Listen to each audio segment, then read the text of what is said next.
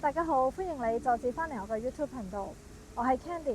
如果今次係你第一次睇到我嘅影片，而你係撳咗入嚟嘅話呢，咁其實我講嘅話題引起咗你嘅共鳴。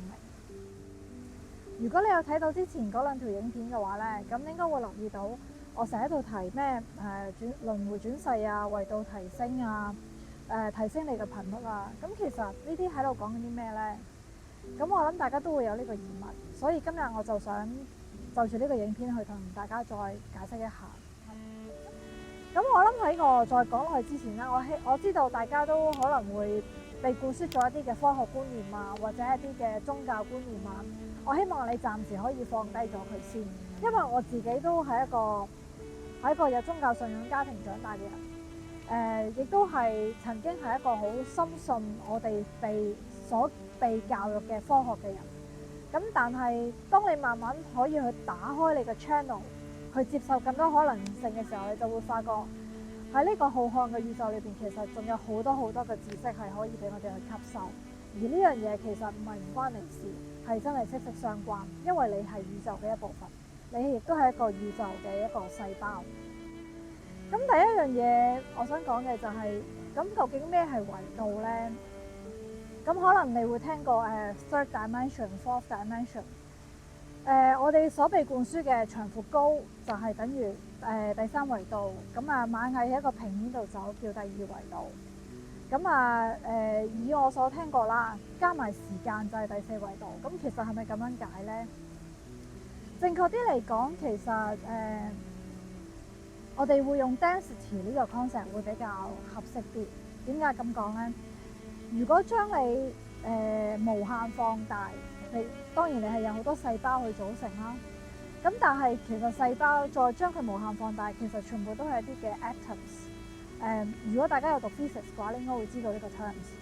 我哋身體所有嘅部分都係 atoms。咁我哋科學家喺度揾上帝粒子，就係組成呢啲 atoms 嘅粒子。咁但係其實我哋將呢啲粒子無限再放大嘅時候，其實而家嘅 quantum physics 已經 prove 緊出嚟，就係一啲轉動緊嘅能量。咁能量係以一個特定嘅 frequency 去轉動嘅時候咧，就會形成我哋一個咁樣嘅一個個體、氣體或者係液體。咁所以其實所有嘢都係一個唔同嘅振動頻率所呈現出嚟嘅一個物理狀態。咁所以我哋當我哋講緊 3D 嘅時候咧，其實係講緊喺一個三維世界裏邊，所有嘢以佢自己嘅振動頻率所呈現出嚟嘅狀態。而家我哋講緊嘅維度提升係由 3D 升去 5D， 即係 5D 啦。咁其實就係講緊提升你身體嘅振動頻率，即係提升你身體嘅粒子嘅振動頻率。咁點解我哋要去即係提升呢個振動頻率呢？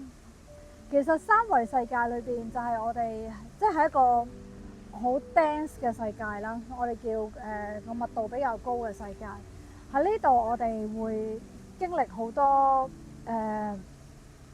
情緒，好多好負面嘅情緒，好多好負面嘅嘢。點解咁講呢？Dr. David Hawkins， 如果你喺畫面上面會見到一個圖表，就係佢依個好科學化嘅方式去量度我哋身體粒子嘅振動頻率。咁佢就會發現，其實當我哋喺一個唔同情緒狀態嘅時候咧，個身體振動頻率就會係嗰個 frequency 係唔一樣嘅。咁你會見到就係負面嘅情緒就會處於喺一個低頻嘅狀態。當你嘅人好 joyful、好 peaceful， 甚至係乎去到一個 enlightened 嘅狀態嘅時候咧，你嘅振動頻率就會越高。咁所以我哋講緊由3維去到5維嘅時候，其實你就係會處於一個比較正面情緒嘅狀態，一個高頻嘅狀態。咁而家地球媽媽就係經歷緊由3維跳去5維，3D 跳到去5D。咁所以我哋而家好多嘅 Light Warriors 或者我哋嘅 Starseeds 就會不斷咁去宣揚一啲正能量，希望大家係可以提升你自己嘅振動頻率，去到由 3D 升為去 5D。咁其實喺幾年之間，太陽系係經歷緊一個銀河系嘅一個叫高頻率嘅區域。如果大家有睇過 NASA 嘅影片嘅話，你就會知道佢其中一條影片咧就介紹太陽系其實係圍住銀河系嘅裙邊嗰度喺度公轉緊嘅。咁呢個公轉過程咧大概係2萬年。咁而正而家地球或者係整個太陽系就進入咗呢個 high density 嘅區域，或者叫 high frequency 嘅區域。咁正因為太陽系進入緊呢個 high density 嘅區域嘅時候，咁成個太陽系都開始拉高緊呢個嘅 vibration。咁所以喺呢2年之間，太陽亦都嗰個 solar flare 亦都比較係猛烈嘅，即係嗰個太陽風。其實正係因為呢一個原因，因為太陽系進入咗呢個 high density 嘅區域。咁而太陽就正就喺度幫緊手，令到所有嘅行星都係拉高佢嘅 density。咁所以其實當呢啲太陽風吹過嚟地球嘅時候咧，其實佢係幫緊地球係做緊呢個維度提升。咁亦都係幫緊地球媽媽啦，你可以咁講，因為地球媽媽其實係一個有意識嘅生命體。咁即係喺嗰個，即係我哋讀書會讀啦，即係你物質當係一個固體狀態嘅時候，就係越 high density。咁其實我哋講緊嘅而家嘅density 咧係有少少相反嘅 concept， 即係話當你係一個 3D 嘅時候咧，其實你個振動頻率就會越低。當你個 density 由 3D 升到 5D 嘅時候咧，你個振動頻率就會越高。咁當然你仍然係一個固體狀態，只係你個身體頻率嗰個振動會高咗。咁我知道係有啲深嘅，即係可能對於唔係讀理科嘅你會覺得呢個concept 有啲難明白。總之我哋簡單啲講，我哋希望人嘅負面情緒能夠提升到係一個正面嘅情緒。而係跟住呢個地球媽媽去做維度提升。當你 3D 嘅時候，其實我哋係處於一個好多負面情緒嘅環境，我哋要經歷好多負面嘅事情，就正如我哋而家世界所經歷緊嘅嘢。你係好難令到你自己去到一個好正面嘅狀態。咁但係偏偏其實呢個就係我哋要學習嘅嘢，就係靈魂想去學習嘅。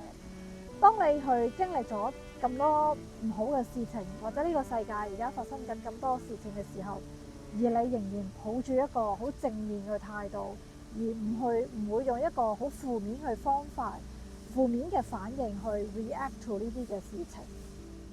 所以正係因為地球人都係呢個生命體上面嘅生命，我哋都係佢嘅一部分嘅時候，其實我哋都要跟住佢一齊去進入呢個維度提升嘅狀態。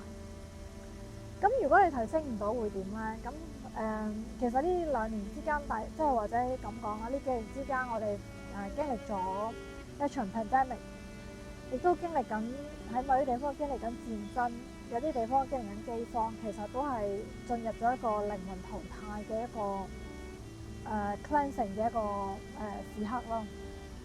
咁有好多靈魂係注定要離開嘅。咁當你由 3D 進入 5D 嘅時候，其實你會真係察覺到呢個世界係比你平時睇得美好好多。你係的確會覺得每一個樹木都好似喺度發光，所有嘢都會令到你好喜悅。呢個就係你會進入 5D 之後所感受到嘅狀態。我哋呢個宇宙其實係有13D 嘅。而地球而家只係由 3D 躍升緊去 5D。咁點解會跳咗 4D 咧？ 4D 其實係同 3D 係有啲搭住嘅，即係話當你嗰個 psychic ability 特別強嘅人咧，或者你嘅 sensation 特別強嘅人，其實你已經係一個 4D 嘅狀態。咁 4D 仍然會俾好容易被 3D 拉扯翻落嚟。咁所以我哋必須由 3D 跳級去 5D， 令到我哋可以脫離埋 4D， 即係真正脫離 3D 呢個狀態。咁可能你都會覺得有啲難明啊，我希望你可以慢慢俾少時間去消化，或者你想我再解釋多啲嘅話，你可以喺下邊留言。你會好奇怪啦，即係其實呢啲 knowledge 係邊度嚟嘅咧？除咗我睇咗好多書啦，咁我亦都有 follow 好多嘅其他 Starseeds 嘅頻道，咁其中一個係 Alana Banan， 你都可以不妨去搜尋佢嘅 YouTube channel。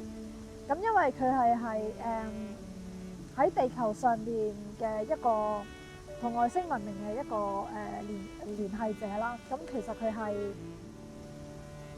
昴宿星人所轉世嘅，昴宿星人轉世嚟到地球。亦都係肩負住去公開真相嘅一個使命。咁佢係我其中一個即係資訊嘅來源啦。咁我亦都係因為之前亦都睇咗好多書，而發覺佢講嘅嘢同埋呢啲書其實係可以不謀而合嘅時候，我就知道其實即係一個完整嘅地球歷史，其實已經係可以揾到出嚟一個真正嘅地球歷史。咁呢啲我再即係遲啲會再慢慢講啦。咁我頭先講到其實呢個宇宙有13D， 而家地球先至由3D 升緊去5D。咁呢個其實就正正解釋咗點解地球人或者我哋地球嘅科學家搜尋咗咁耐都揾唔到外星文明。咁正正因為佢哋其實係比地球人處於一個更高嘅 density 嘅狀態。佢哋譬如昴宿星人，其實佢哋係7D 嘅。咁當呢啲叫 high density 嘅 being，就算佢企喺你面前咧，你都望唔到嘅。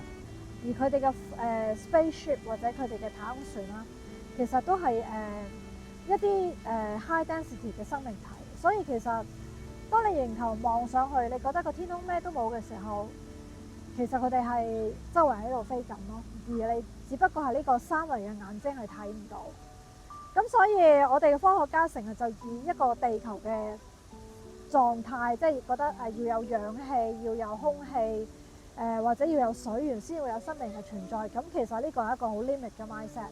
其實太陽系裏邊有好多行星都有生命嘅存在，最近我哋嘅就係金星、火星，其實佢哋都有生命嘅存在。只不過佢哋嘅維度或者佢哋嘅科技已經係高度以地球人嘅科技係探測唔到。就正如蟻去睇人類嘅世界一樣，佢根本唔理解人類嘅世界，車係乜嘢，飛機係乜嘢，更何況你講緊嘅 AI 穿梭機係乜嘢。咁所以我哋要以一個好開明嘅態度去睇呢個宇宙，唔好再用呢個三維嘅腦袋去限制住自己去接收其他嘅可能性或者其他嘅資訊。咁當然就算我講嘅嘢同你所 believe 嘅科學或者你嘅宗教信仰係可能好多唔吻合嘅地方，咁當你其實你去深思去諗嘅時候，你可能一直嚟所被灌輸嘅觀念，其實都有好多疑點係可以去質疑。只係你冇去諗過，你只不過係因為你一直以嚟被 programming， 你就覺得你接受嗰套就啱啦。喺我哋呢個 generation 嘅細路，其實佢哋好多都帶住前世記憶，或者係一啲靈魂已經知道嘅 knowledge 嚟到呢個世界。咁有好多人會覺得佢哋可能喺度即係講緊啲幻覺啊，或者係可能睇得電影一啲電影橋段而幻想出嚟嘅嘢。咁但係我希望當你嘅小朋友係有即係講啲好奇怪嘅嘢嘅時候，你可以以一個開明嘅態度去接受，而唔係一下子就否定佢哋講嘅嘢。咁今集我講咁多先啦。你可以喺下邊留言去提出你嘅問題，或者歡迎你對我所講嘅嘢提出你嘅見解。咁但係只要唔好惡言相向就可以啦。我哋下集再見啦，拜拜。